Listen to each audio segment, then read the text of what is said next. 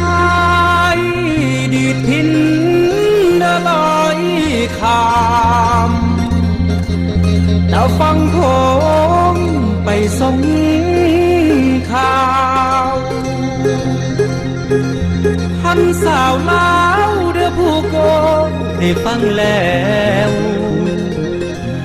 ยิ้มส่งมาเดินนั่นเด้อโอ้คิดหอดเด้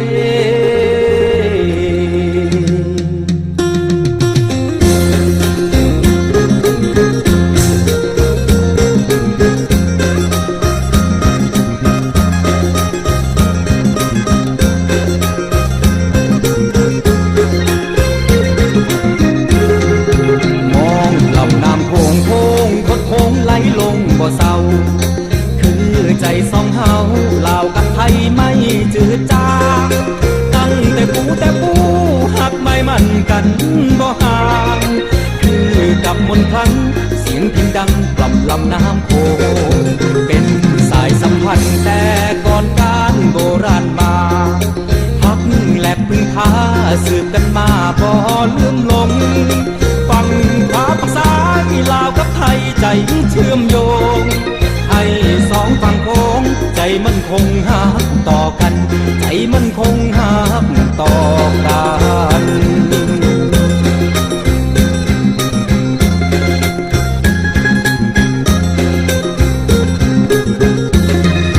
ยืนอยู่ฝั่งไทยมองข้ามไปที่ฝั่งลาว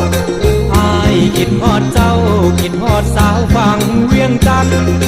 งานพระธาตุหลวงสองเงาควงเที่ยวด้วยกันบูชาและสาบานให้เฮานั้นได้สมหวังสะพานเชื่อมลาวไทยคือสองให้เฮาเชื่อมโยง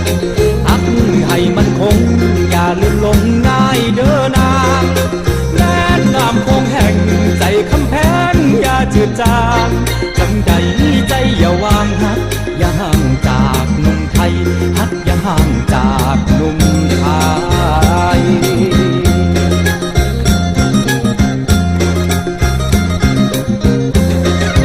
ฮักกันเด้อ